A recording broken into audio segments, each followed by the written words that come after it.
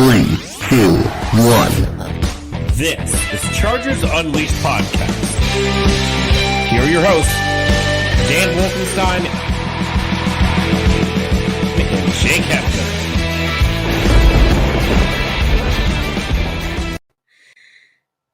Welcome to another edition of Chargers Unleashed. Jake Hefner and Dan Wolkenstein here with you from the LAFB Network. Today's show, of course, being brought to you by UFC Fit in Temecula, Golden Road Brewery, Charger Bolt Family, Tick Pick, and Bet Online. If this is your first time tuning into the show, make sure to hit that like and subscribe button on YouTube. You can also follow us on Facebook, Twitter, and Instagram. And, of course, on Apple and Spotify, or wherever you choose to digest your weekly NFL podcast. Dan Wolkenstein, we got a fun one today. We are back live. Always enjoy doing the live show so we can get, of course, the live comments from the rest of our viewers. But we got a lot of Chargers news that we're going to be covering today. Can't wait to get into it. But first and foremost, as always, Dan Wolkenstein, how are you doing? Proud Papa, new addition to the Wolkenstein family. How are you, sir? I am good. Definitely going off of less sleep than I'm used to, but I cannot complain. Baby girl is doing amazing. She's actually sleeping. It's a whole new world here, but all is good. Thank you, sir. Chargers fans, how are you? Welcome to Chargers Unleashed. Again, if you are live, feel free to give us any comments, suggestions, topics, and we can go ahead and add those as we go through. Fun show today. But before we get into our agenda, Jake, my friend, how are you? Yeah, we got to always make sure we take care of the bills, take care of the sponsors, of course. So we want to just remind our viewers that our partners over at BetOnline continue to be the number one source for all of your betting and sports needs. Find all the latest in sports developments, including the updated odds for the NBA and NHL playoffs, Major League Baseball, UFC fights, and even next year's future NFL bets. So BetOnline is your continued source for all of your sports wagering needs, including live betting and your favorite Vegas casino and poker games. It's super easy to get started. So head on over to the website today and use your mobile device to join using the promo code BELIEVE. That's BLEAV to receive your 50% off welcome bonus on your first deposit. BetOnline, where the game starts. Now, Dan, we got a lot to cover today. Obviously, some new news with the Chargers over these last couple days, especially earlier today. And then a very interesting topic that you and I were discussing that we felt, during this, I like to call it the time of purgatory, like between rookie mini camp, between, when OTAs really get started, you kind of start taking a look at the roster. Obviously, everybody's high off the draft, and especially these free agent signings for the Chargers, but you start looking into 2022 and which players are really on the roster bubble for next year. So we're going to be talking about some make or break years we got 6 players. Hopefully we'll cover them. There arguably could be more. We'd love to hear your guys' opinion on it as well. But we got 6 players that we're going to talk about that are going into what we believe are make or break seasons for them. For folks in the chat who are watching live, question for you guys, who do you feel has the biggest make or break season for this Chargers team? Offense, defense, special teams, you tell us. We'll give you our 6, but I'm curious what your opinions are. Jake, before we get into 6, let's go through some quick housekeeping. Chargers are adding to their depth, and it's looking pretty good. You saw eye emojis going all over the place yesterday and today. Eye emojis all over the place, and it paid off. Yeah, Chargers add depth to their edge/defensive line. They add Morgan Fox, formerly with the Rams. So familiar with the Chargers head coach Brandon Staley defensive scheme. Added to this Chargers defense as well as some offensive line depth. Jake, what are your thoughts on the 2 signings this week? I mean, let's start with the one from today, Morgan Fox. I mean, this is just another familiar face that was in Brandon Staley's scheme. Comes in, and this is another guy who, a lot like Kyle Van Noy, can just be versatile. I think they're going to utilize him more along the interior of the defensive line, and occasionally he can play outside in the edge rusher position. And we're going to talk about this a lot more with the specific someone that we have on this list as it relates to their roster spot overall. But this is another low-key, great free agent depth signing for the Chargers defense. And again, I mean, you go back to our perspective episode that we had last year, just look at what this team has done in one single season to overhaul not just what they've done offensively, just focus on the defense for 5 seconds. Look what they've done in one season to overhaul that through free agency and the draft. I mean, it's nothing short of spectacular. And now you bring in Morgan Fox, the familiarity that he's had with Coach Staley, obviously the familiarity that he had with playing with Sebastian Joseph Day and the Rams defense during their time there. I think this is going to be a great depth piece. So talk about camp battles to watch, Dan, when we get to those down the line when it comes to the interior of the defensive line. Just a reminder, the Chargers only kept five of those players last year on the roster. So I think they'll keep more this year given who's on the roster, but it's definitely going to make things a hell of a lot more enticing. Yes, I think it's going to be fascinating to see how this defensive line shapes out to be in terms of the actual final roster. Which we'll talk about more as we get into sneak preview. One of the guys who is on our top 6 of guys on the hot seat. Also, Jake, Chargers added offensive line depth as well. They were able to claim guard Zach Bailey, formerly from the Washington Commanders. Chargers seem to have 47,000 guards on this team. What do you see as why they are going so guard heavy? Do you think that means that they already got their starting 5? I will dive more into this very, very shortly, as I think that if you're paying attention, you may not agree with it. I may be right there with you, but the Chargers may be fully showing their cards as far as what their plan is at right tackle without actually coming out and saying it. We know that they had pursued Wes Martin, who was a former guard. They weren't able to get him. He was claimed, went to another team. Same thing with was it Himmelman? Drew Himmelman. He ended up getting claimed, and the Chargers had put a waiver claim on him as well, missed. But they were able to get Zach Bailey, who went on waivers from the Washington Commanders. And again, this is another guard piece. So you're thinking to yourselves, the question still stands, what are the Chargers going to do at right tackle? They invested heavily with guards in the NFL draft. You've now made a few of these offensive line depth maneuvers here through free agency and after and following the draft. So that question mark still stands. What are you going to do? And we're going to get into that in just a little bit. So, but I think if you're paying attention and you do the math, this is another depth signing that just could show their cards a little bit. Yeah, and I think folks are looking for early on, like, are we going to get like a premier, tackle in free agency or maybe in the draft? Chargers didn't go that way. And I think right now it looks pretty clear that whoever they are bringing in is for the back end of the depth, not the front end of the depth for the offensive line. So I think you're right. I do think this starter is already on this team. But let's get into it, Jake. So we've got 6 guys you and I have come up with, and we haven't heard either one of our kind of feelings on these other than who the 6 guys are. So I can't wait to kind of hear this discussion as we go. So it looks like we've got, I believe, 4 guys on defense, 2 guys on offense. Which side of the ball you want to start on? Surprise me. All right. Let's start on the defensive side by starting with someone who I think everyone is kind of clamoring at, chomping at the bit to see what happens, especially when we saw what happened today with Morgan Fox coming onto this team. Jerry Tillery. Oof. On the hot seat, biggest things to prove this year, make or break, I think, is an understatement for him this year. I don't even want to say polarizing. Like, there are lots of guys who are already ready to give up on Tillery. The team, not so much. And let me remind you that he actually has improved every single year he's been on this team. Now, is the benchmark low? Yes. But he did play almost 80% of the snaps last season that he was in. Healthy anyways. 21 quarterback pressures, 9 quarterback knockdowns in 2022. Not a lot. Team did decline his 5th-year option on his last year of his contract. You see what the Chargers did at his position, right, Jake? They go out and get Khalil Mack. They go out and get Kyle Van Noy. They've got 2 more defensive linemen now that were signed at the beginning of free agency. Now you bring in Morgan Fox. There's a lot of cluster right there at his position. And in the past, you have talked about like shots fired.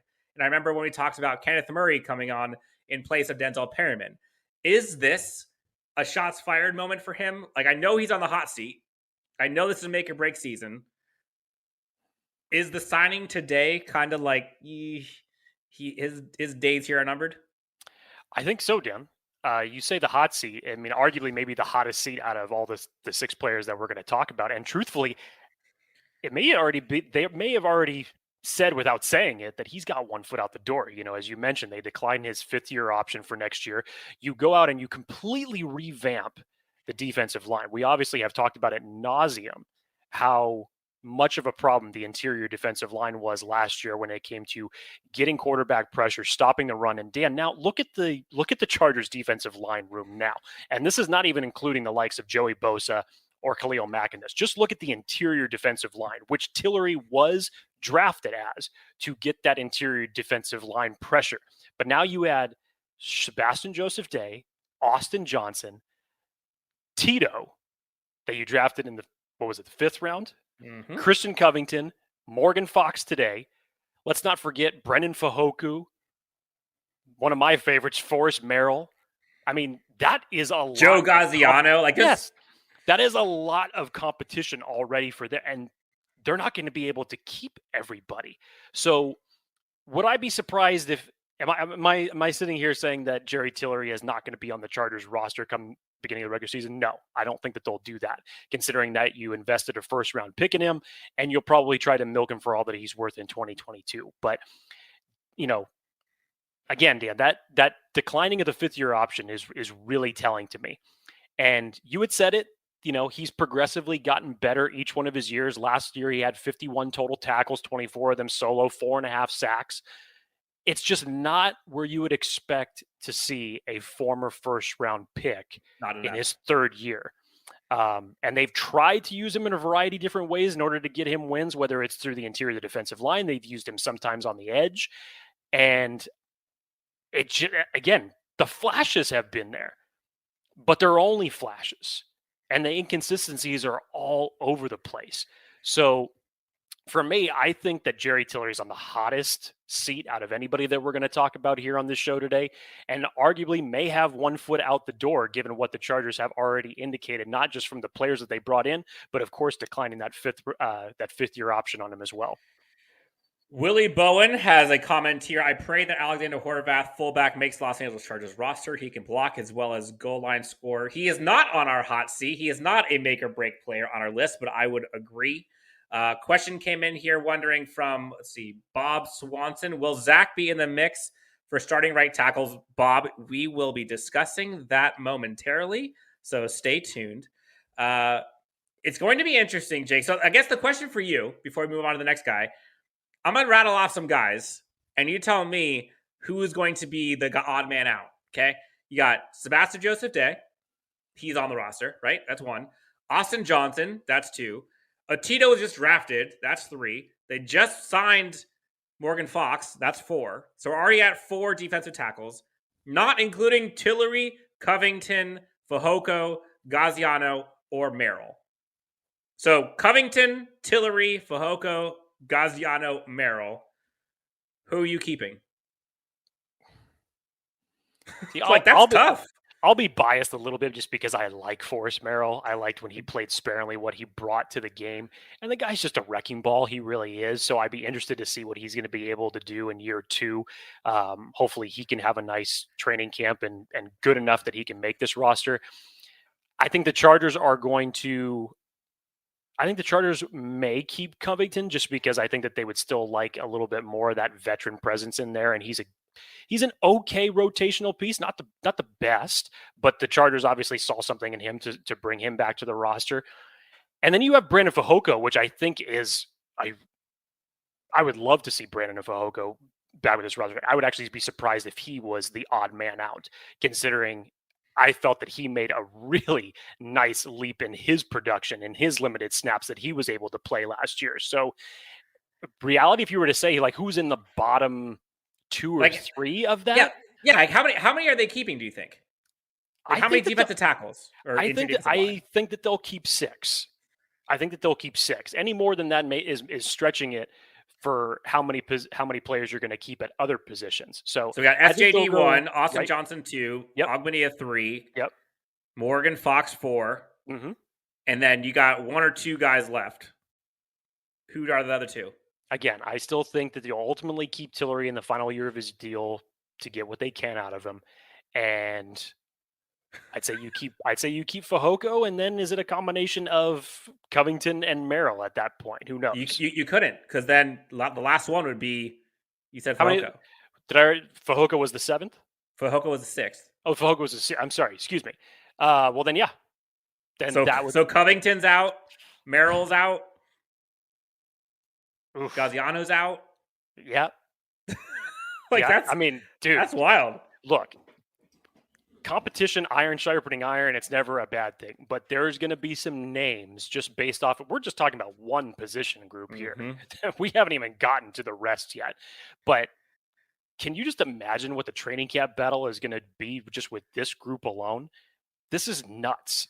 And one of these names is going to piss some people off for the fact that they're not going to be on this roster anymore. So just prepare yourself for that. It's going to be an unfortunate thing to happen, but yeah. It's going to be wild. All right, so the next guy on defense, and I think this might actually come as a surprise to some as we say this, but I think as we start discussing this a little bit more, I think folks will kind of understand where we're coming from. Just 1 year ago, re-signed a 3-year contract with the Chargers, was CB1 Michael Davis. Jake, we believe is on the hot seat, has a make or break season in 2022. And what a world that we are living in, that someone that was just signed as an extension, homegrown talent, could be looking from the outside looking in. When you got guys like Asante Samuel Jr., JC Jackson, JT Woods, all ahead of him on the depth chart, it seems. Again, JT Woods kind of like a Swiss Army knife, so he can kind of go all over the place. But he could be CB3 or 4 right now. And if that's the case, are you going to spend that much capital per year on the position that arguably is very low in priorities for this team? I mean, look, a lot of people thought that when the first reports were coming out of JC Jackson joining this team, just was not going to happen. Not only from the market that JC Jackson was going to have, but just from the sheer number standpoint. And even this is on the heels of the Chargers giving Mike Davis that contract, and of course drafting Asante Samuel Jr. in the second round of last year's draft. And they did it. And not only have they made that move, you've since the draft gone out and signed Bryce Callahan as depth. The defensive back depth that you signed that you selected in the draft between J.C. Woods, Jasir Taylor, Deontay Leonard, you've obviously put enough investment into that unit because you knew that last year the Chargers, last in the league in third down defensive conversions for what they allowed to opposing offenses.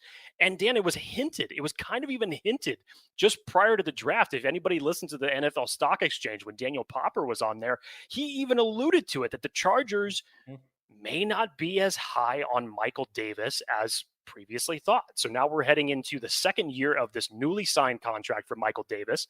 And, last year, there was flashes at times, but other times of just being out of positioning or bad tackling. And it wasn't the player that we thought that was going to come on. Now, physically, measurably wise, Michael Davis still one of the bigger defensive backs that you have on this roster. So obviously that holds a lot of versatility for the Chargers, and they like their bigger defensive backs, especially when you're going to pair them with JC Jackson.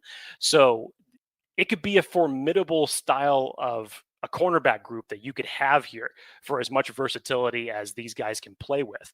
But Dan, I don't know. This to me for Mike Davis, again, this only being a 3-year contract, I'd love to see the numbers ultimately about what the Chargers could get out from underneath this if this indeed ends up being Michael Davis's final year with the team. But I see this as a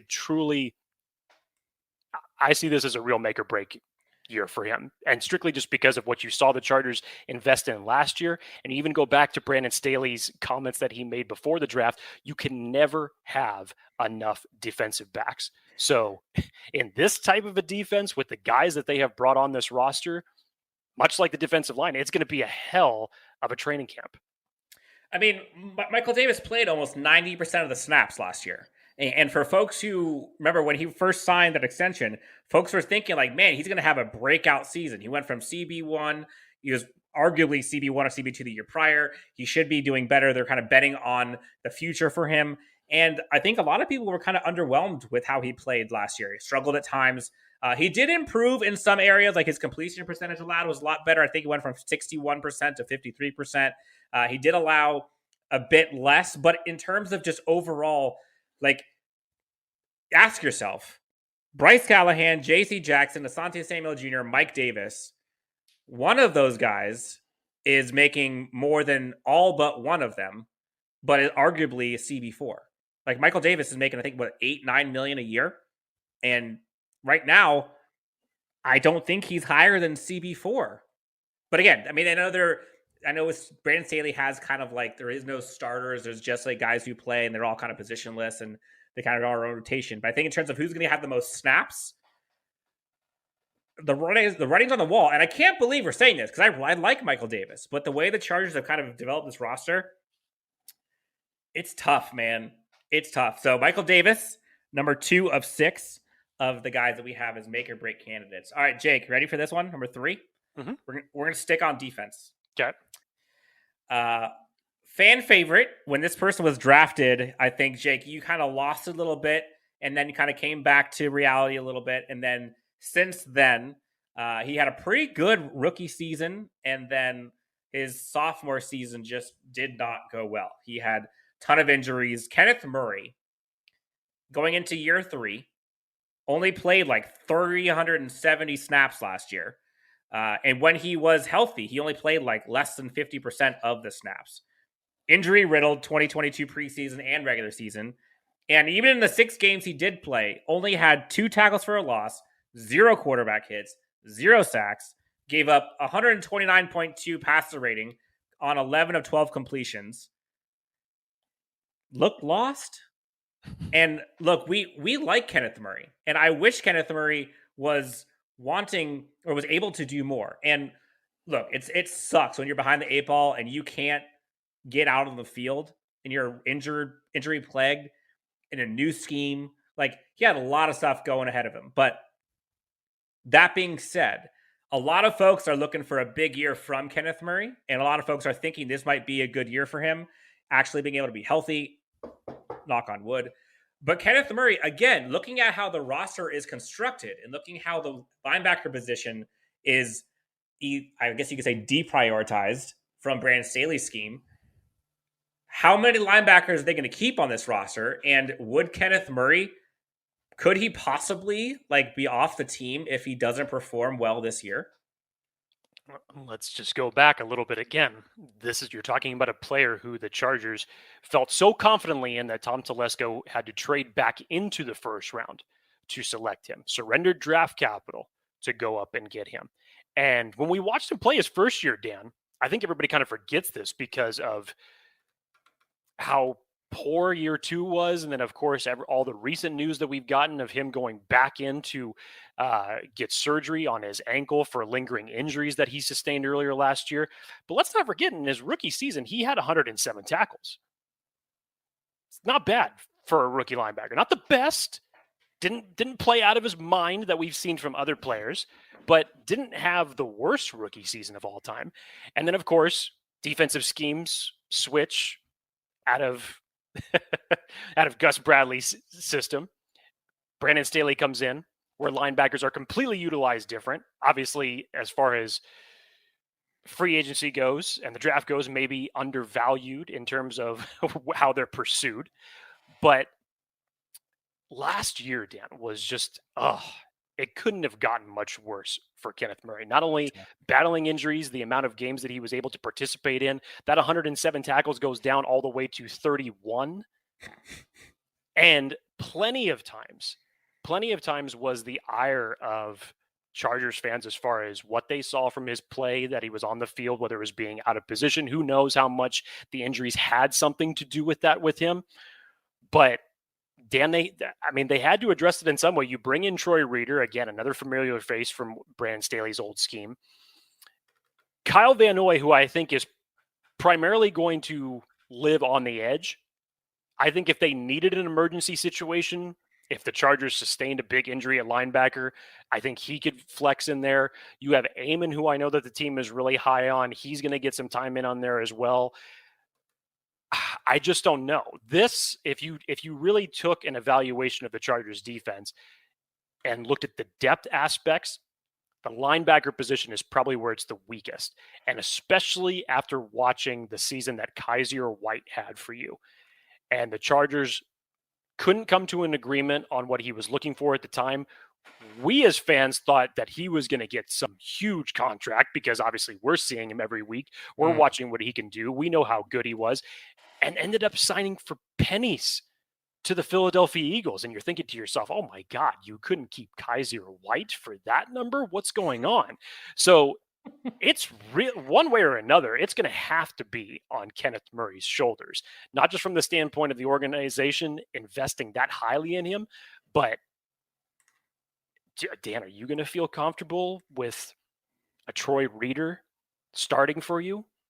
The question marks still linger around Amon. We don't know how he could be. I would rather see Kyle Van Noy on the edge than playing middle linebacker, even though I know he's more than capable of doing it. But your depth there behind Drew Tranquill and Kenneth Murray is thin. I mean, the thing is, like, last year we had Drew Tranquill on and we had Kaiser White on the show, and they had talks about how like they took it personal when Staley came in because like typically and historically he was kind of like a one linebacker scheme where like and the linebackers were like, we want to have more than one of us out there. And it turns out like the linebacking squad didn't really make a good case for themselves last year, for being frank. So in theory, looking at how this roster is constructed, they beefed up their defensive line like crazy. They went and ham on their secondary. Linebacker is a little light, but you've got Reeder, Tranquill, Murray, Van Noy, Amon. They're probably only going to have one, maybe two of those guys at most on the field. So, in theory, a rotation of Tranquill, Reeder, Amon, Murray, if that's your four, and you're rotating them for two spots, and you have Van Noy that can either be there or on the edge. Like, I know people are a little like, oh, we don't have any linebackers, but like, given the type of scheme that Staley runs, like it's less of a concern to me as I think it is for some. And I think it's less of like a glaring, oh shit moment, but still like it does make you question if Kenneth Murray doesn't perform this year, what is the reason for him to stay on this team? Like, and again, I'm not even saying I don't want him on this team. I'm just asking the question. Like, I don't know what his purpose would be if he can't perform and can't start for this team. I mean, he has all the physical traits. The guy's an elite athlete and probably one of the best human beings on the team. But like, at some point, you have to bring it on Sundays. And he's been hurt. And I feel bad for him. I hope that he crushes it this year. And I honestly think he's going to have a pretty good year. But it's just been tough because every year you're like, and then you're kind of back to square one again. So Kenneth Murray, another one who is on the hot seat, make or break year for 2022. Jake, here's a fun one. One of our favorites, friend of the show, one of the best hype videos you'll ever see coming out of college from Delaware. The train has been full board the entire time. Actually had a pretty good season last year, but we do think that he is on the hot seat in terms of a make or break season this year, given the roster construction. Jake, let's talk about him. Nazir Adderley, make or break season. What say you? I think this may be actually one of the safest picks as far as future of the roster goes. Out of the six guys that we're talking about here, Dan, as you mentioned, a very under the radar strong season from Nas, and we heard about it from the time that he was drafted as a second round pick from the Chargers in 2019. Daniel Jeremiah said it immediately that Nasir Adderley and Derwin James will form the best strong safety and free safety matchup in the NFL. The only problem is, due to injuries to both of the players, respectively, we had to wait 2 years before we even got a glimpse of what it could look like. So last year, you finally get a healthy Derwin James and a healthy Nasir Adderley, And Nas just goes out and has 99 combined tackles, 69 solo. I thought he played with a lot more confidence, much more physical, much more aggressive in his playmaking. Had a handful of almost interceptions, and I think that's what the fortunate thing. The one against McLaurin just killed me. Oh my god! So yeah, the ball skills obviously definitely needs to improve. If he can, somehow behind someone's back, just slap on that, stick him to his gloves at some point, just go out there. But he needs to be that ball hawk that he was during his time at Delaware. But again, I still think for what he brings to this secondary, to pair him with Derwin James, now you bring in JT Woods, you're filling out that safety squad with Alohi Gilman and Mark Webb. It's not the best in terms of depth goes. There's still a lot of question marks behind it. And obviously Nas going down possibly would be a severe blow to this team as far as how you're going to retool it. But I personally think as far as future goes for him, I think if he can have another repeat year the way he had last year, Dan, I think that he's going to be just fine.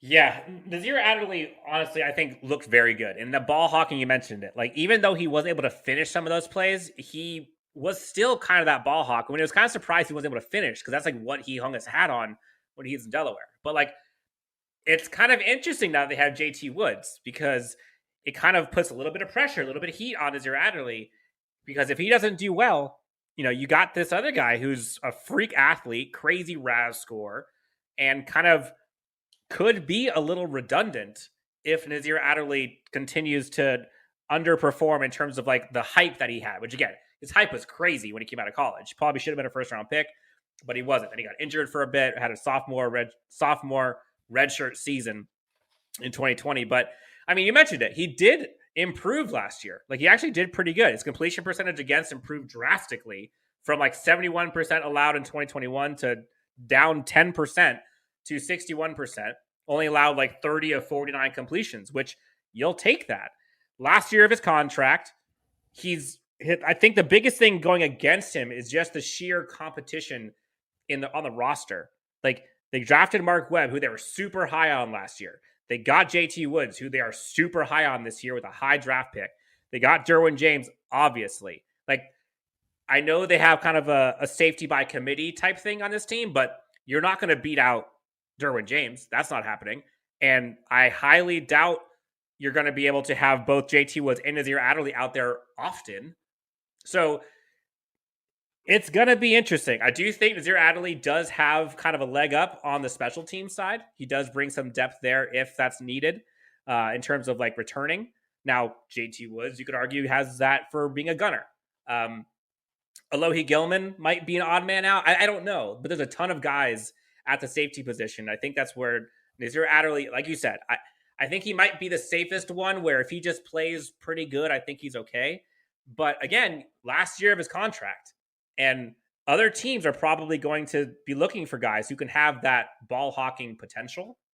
And you have to beat out the guys on your own squad. So I would hate for him to not be on this team. I love Nasir Adderley, but he has some heat behind him.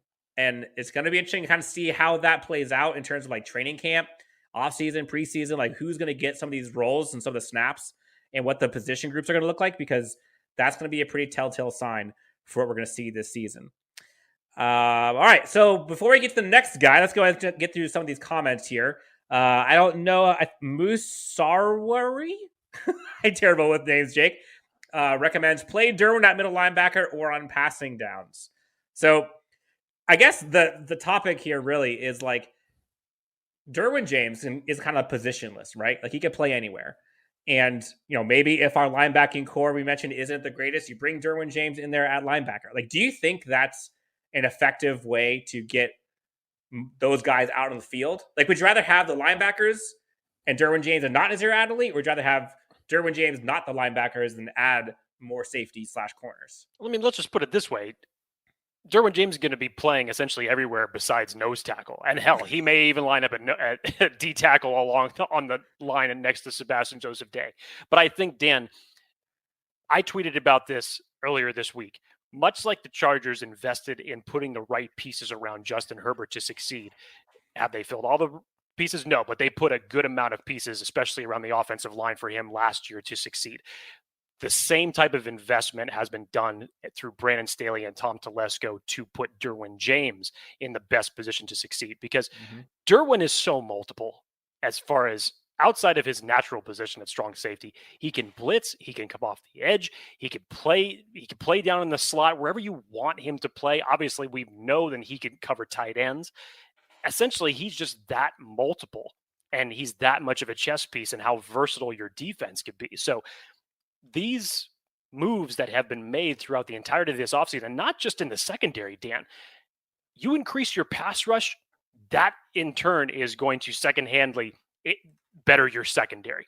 So those are indirect moves that are helping this secondary unit as well, and are in turn going to help Derwin James. So to me, if they want to play him in the middle, have him cover the field like that, whatever you need to bring him closer to the line, it doesn't matter. But these are moves that are made in order to make Derwin James be multiple, be his most valuable when he could be this versatile, and put him all over the defense.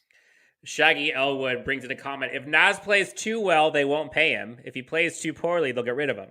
Well, I wouldn't necessarily agree with that.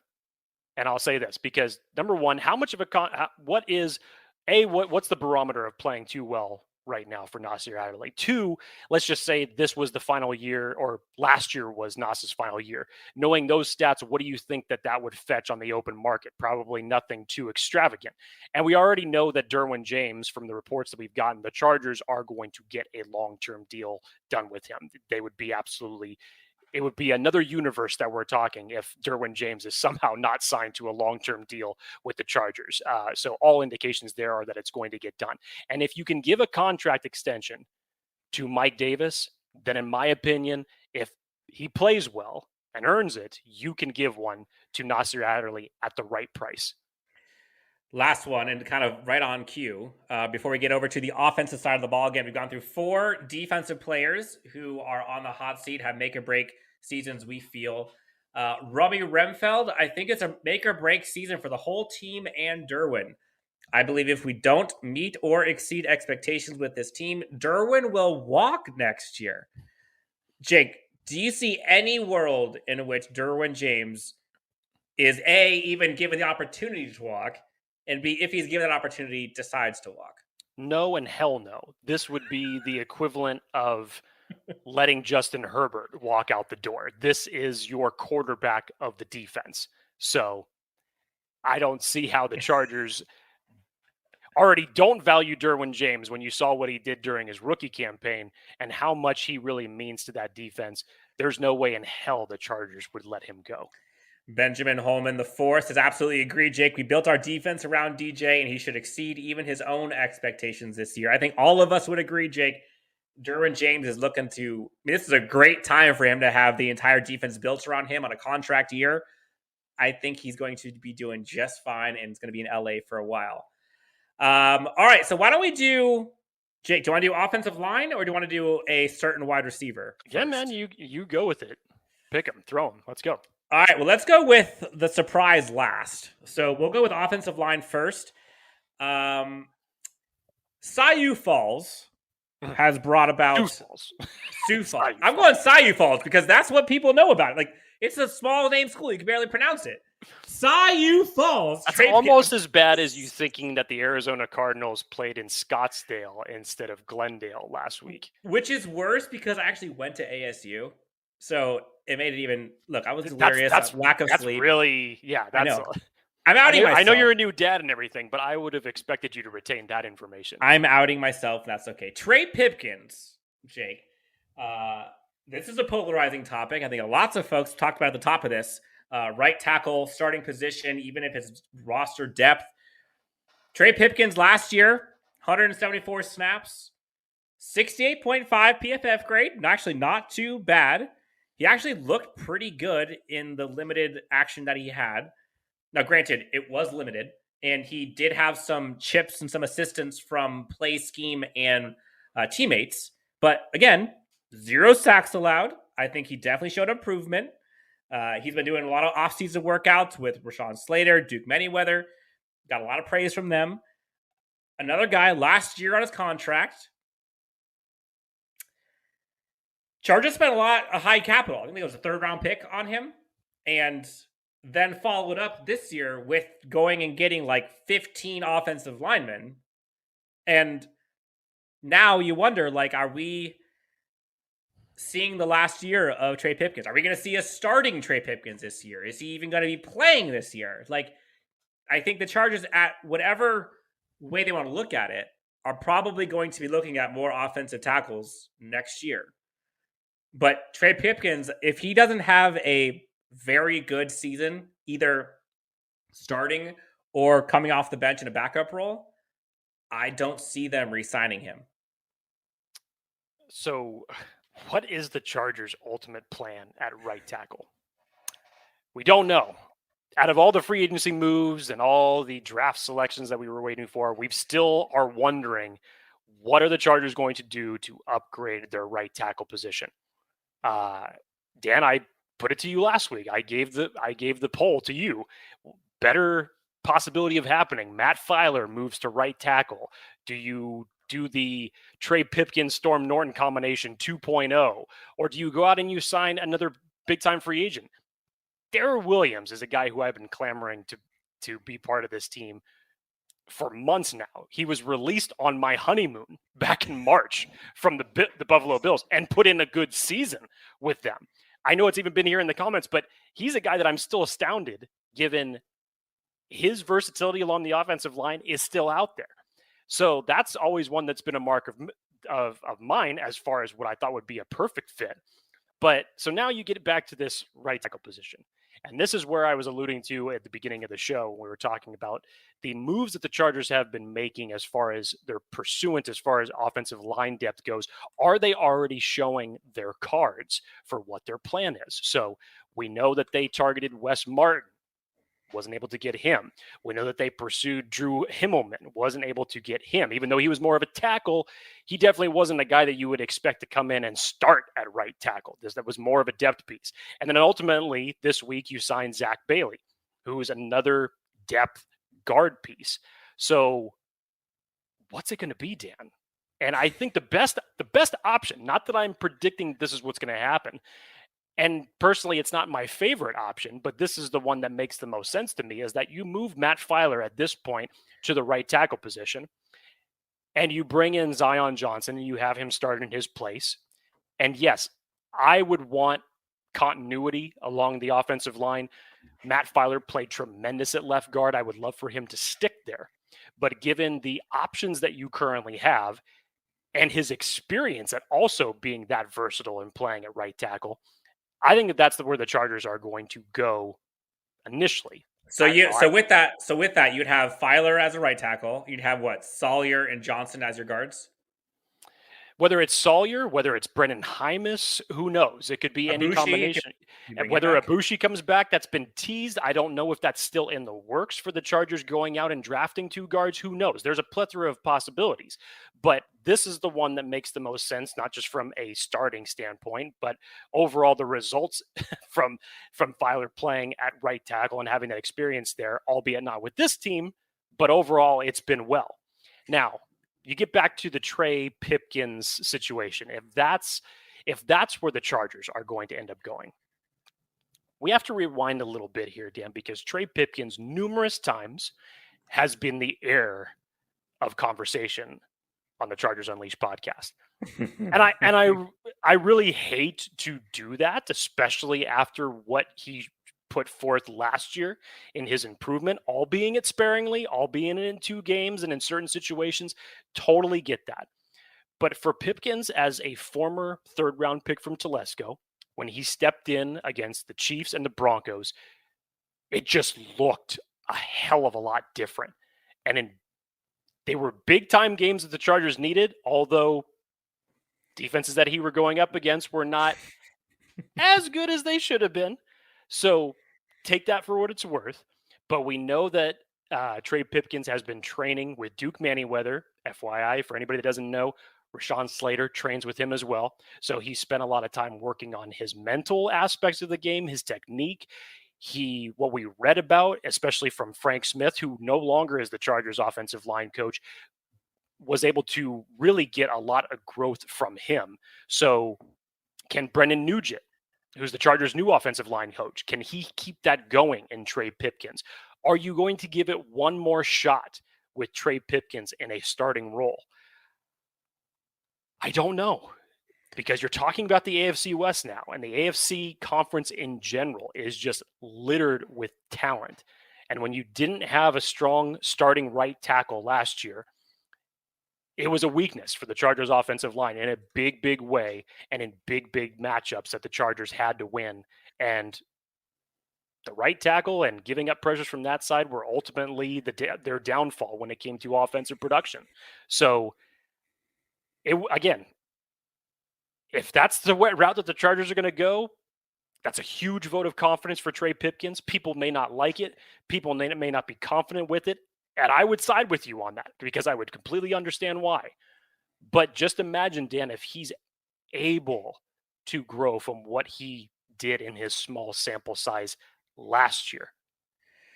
It's going to be, I think the fascinating part, I think this is what gives people some concern, is if you just look at the current tackle depth chart, you've got you got Rashawn Slater, obviously. Then you got what? Trey Pipkins, Storm Norton. Is that it? I mean, Hymas can technically. But I'm saying he's a guard. Tackle. Yeah, he's a guard. I mean, he could play tackle if you needed it in an emergency situation, obviously. But yes, the tackle depth, there's really nobody. If the Chargers don't go out and sign anybody, and it's not Matt Filer moving to right tackle, then there's really nobody there to give the hook to either Pipkins or Norton if they play bad. But one of the things you saw the Chargers do a ton this offseason was draft and sign for versatility. And so there's a ton of guards, like you mentioned, that can also play tackle, i.e. Matt Filer, i.e. Jamari Salyer has played tackle, i.e. honestly, Daiyan Johnson can also play tackles, done so in the past. Brandon Hymas could potentially play tackle. So there's a lot of guys who are really nervous about the tackle position. And oh, by the way, Matt Filer can also play. But it's funny. As the Chargers are building their depth, they get more and more and more and more offensive line depth, and less of them are offensive tackle depth specifically. It does make it seem as though it'd be kind of weird now to not put Filer or one of those other guys not named Pipkins, if not starting right tackle, at least camp battle to start a right tackle. I think they want it to be Trey Pipkins in terms of keeping everything consistency on the left side of the offensive line and having everything built from the way they want it to be. But they got guys who could play versatile, positionless offensive line. So again, Trey Pipkins, hot seat. I think this is his make or break season. If he does not play well, I'm not saying average anymore. If he does not play well, either starting or in backup duties, I think he's off the team. And you can't really argue that. I don't know how you can argue he stays on the team and gets re-signed if he's not. So, Jake, we have gone through 5 of our make or break players for this Chargers 2022 season. We've gone through Jerry Tillery, Michael Davis, Kenneth Murray, Nazir Adderley, Trey Pipkins, and our number 6, who we may actually be opening some eyes, raising some eyebrows here, but hear us out. Number 6 on our list, wide receiver, Mr. Jalen Guyton. Now, I'm pausing for dramatic effect. Jalen Guyton, we like on this show. Jalen Guyton is a very good wide receiver for this scheme. Jalen Guyton is kind of the de facto wide receiver 3, or at least was before Josh Palmer was drafted. He at least was last year. But if you look at it in totality, 450 yards, 31 receptions, 3 touchdowns last season. He did improve a bit in his catch percentage. I know his 2021 season, he dropped a ton of balls. He went from 51% completion percentage in 2020, raised it to 65% in 2022. And because of that, I think in touch, his quarterback rating when targeted was up like 30 points. He went from 86.2 passer rating in 2020 to 116 in 2021. So he definitely improved in 2021. Now here's the other side of that coin. All offseason, Jake, Chargers fans, Chargers everywhere, we're talking about the possibility of having more speed on this offense, which is kind of weird if that's kind of what Guyton's role is speed. You heard everybody looking at possible options for, Chris Olave, Jameson Williams at 17, going out and getting like a Brandon Cooks or someone crazy fast, Christian Kirk before he got the bananas contract on the Cardinals. Not the Cardinals, the Jaguars. Jalen Guyton, for as much as we like on this team, and he fits a need, there kind of has like the grass is green on the other side feel to him, where they brought in like a DeAndre Carter, who, in my opinion, is going to bring some offensive juice this year for the Chargers, along with a possibility of a Joe Reed, kind of the same mold. Josh Palmer is right on his heels. And honestly, like, do you think that Josh Palmer isn't going to overtake Jalen Guyton by the end of the season? Like, if I was a betting man, I kind of think he would in terms of snaps. And moving forward, there's still folks clamoring for more quote unquote speed. They want to take the top off the defense. As much as we like Jalen Guyton, as much as I think he fits this team well, I do think there are eyes that are kind of looking elsewhere at what can be done to improve that spot. It's not just a 2-receiver league anymore. And if they can go 3 wide receivers deep and good, if Josh Palmer could be that dude, I think he's on the outside looking in. I can't disagree with anything you said. Honestly, all valid points. You were asking, is Josh Palmer currently on his heel? I think he's already overtaken him. And that's evident outside of the highlight reel that everybody loves to show from Justin Herbert just bombing it down the field to Jalen Guyton against the Giants, which is still just a fantastic highlight to watch. But I think what you saw when Josh Palmer was elevated due to having to be that guy because of whether it was COVID-related issues or injury issues to Mike Williams or other players of why they weren't able to play. I thought Josh Palmer stepped up in a big way. I really did. And I think for what they invested in him, does he have the speed aspect? No. But I think as far as where he's at on the depth chart aspect, I think he's actually already overtaken Jalen Guyton in that regard. So to me, right now, I see Jalen Guyton as wide receiver 4. But the essence of speed, Dan, and you alluded to that, which I still think is one of the more surprising things that the Chargers did not come out of the draft with, because all the indications that we heard, whether it was through mock drafts or insiders or whatever you were listening to at that point in time, said at some point, especially with how deep this wide receiver class was, that the Chargers were going to address speed in some form or fashion. And they never did. Now, does that mean that if a Chris Olave or a Jameson Williams wasn't on the board at 17 that they wouldn't have taken him? No. But Brandon Staley comes out after the draft and says, we're good with our wide receiver group. That may be somewhat true. Somewhat true. You just weren't able to get the guys that you wanted to get. So what does this mean for Jalen Guyton? Well, it should mean a huge vote of confidence for him as far as what the team needs to do with him, as far as his role on the team. He's not directly threatened this year as it relates to someone coming in as a new face. It's all familiar faces with him. I don't see Joe Reed coming in and overseeing him in his role. He's still, as far as receivers goes, the fastest one that we have. The only other one you said, Dan, DeAndre Carter, but he's really going to be wide receiver 6 at best, and he's going to be our new kick returner, punt returner. So Jalen Guyton's sitting in a great seat right now, and a fantastic opportunity to really prove his worth and make the Chargers coaches feel good about the fact that they didn't go out and pursue a speed option at wide receiver. Jalen Guyton could be it. Now, the numbers aren't there. The numbers don't support that, and I get that. But and again, it's also a variable of different things as it relates to this offense. When you're talking about playing alongside the likes of Keenan Allen, Mike Williams, we already mentioned Josh Palmer, the overall offensive scheme in general. We haven't even mentioned the tight end weapons or the running backs that you have at this team is just loaded.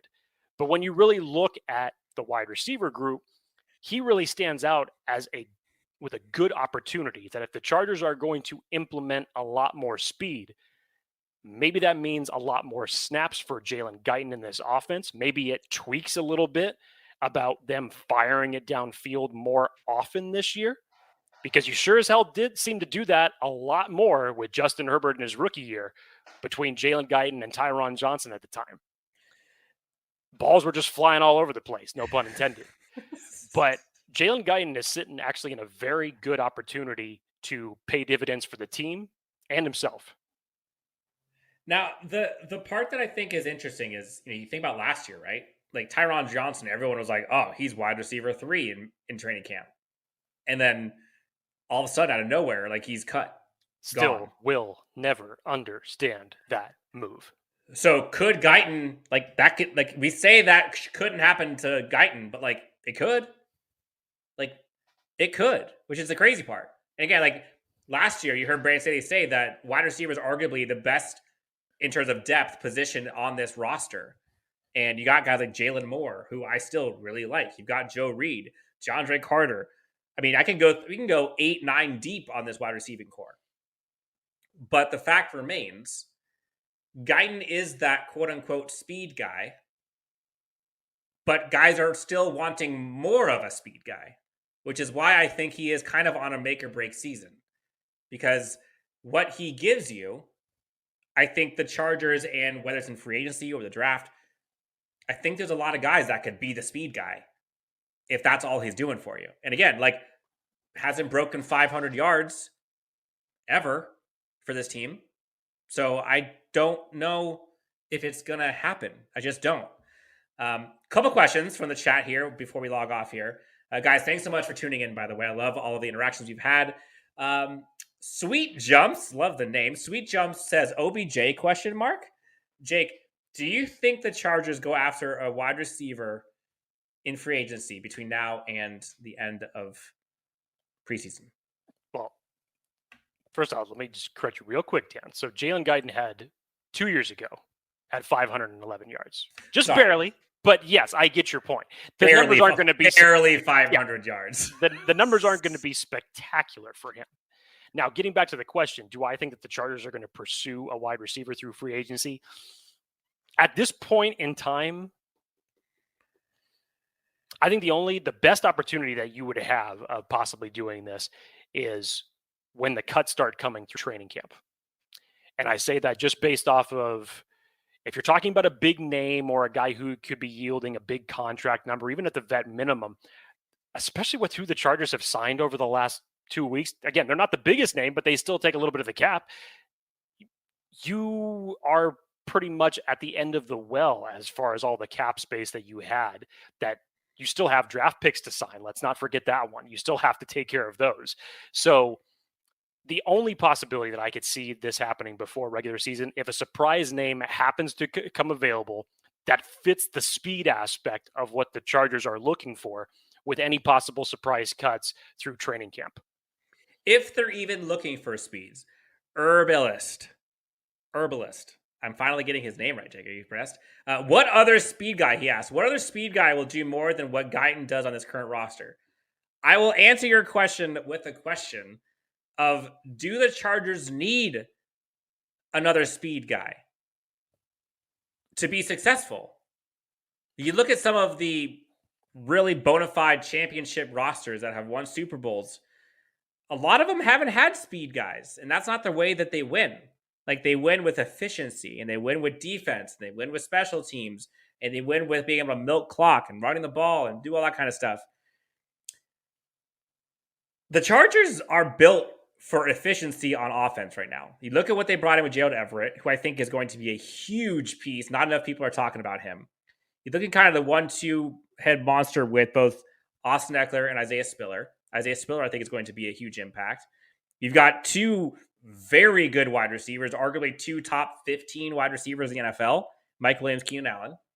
An up-and-coming Josh Palmer. You have a stud left tackle, a stud left guard, a stud center, a very good right guard in theory. And then depending on what you do at right tackle, we don't know.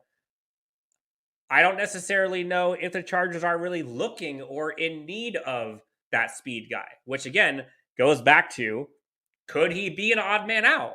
Like if they don't think that's going to bring them as much success as they would like, do they need to keep him on the roster? I don't know. My gut says he's here. I don't think he's going to get cut. I like Jalen Guyton. I think he's going to be on there. But I do wonder sometimes, given all the other playmakers on this team and given his skill set, like I don't want to say it's expendable, but I think there are a lot of options for guys that can fill that role if it's not Jalen Guyton, if they want to. Yeah, I mean, I get what you're saying, Dan. I mean, again, we're technically nitpicking here about wide receiver 4. I mean, let's take a broad view of our conversation here. But I think the real question mark of the speed aspect is when you look at the elite of the AFC, even outside of the AFC West, as far as the weapons that are included in this division. But when you look at what Kansas City did, even after letting Tyreek Hill go, you go out and you get Juju Smith-Schuster, Valdez-Scantling, you draft Sky Moore in the draft. You try your best to replace that. Do I think it's going to replace it even with 3 players? No, I don't. I think it's going to be a very different type of offense, but they're still loading up on weapons when you have a quarterback like that in Patrick Mahomes. Look what they have in Buffalo right now. Gabriel Davis, my God, his just real coming out party for everybody to see him nationally. What he did in the playoffs was spectacular. You add that with Stephon Diggs and what they have there in Buffalo. You look at the 3-headed monster that's in Cincinnati right now, even at wide receiver position. Like you mentioned, Dan, it's no longer just about having 1 or 2 guys.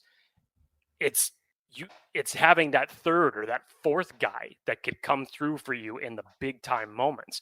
And that's just the way that it's going with the AFC West Conference, or the AFC Conference in general, because it's just so bonkers right now with the way people have loaded up on weapons, specifically a wide receiver. You see the berserk numbers that are being given out as far as the contracts go.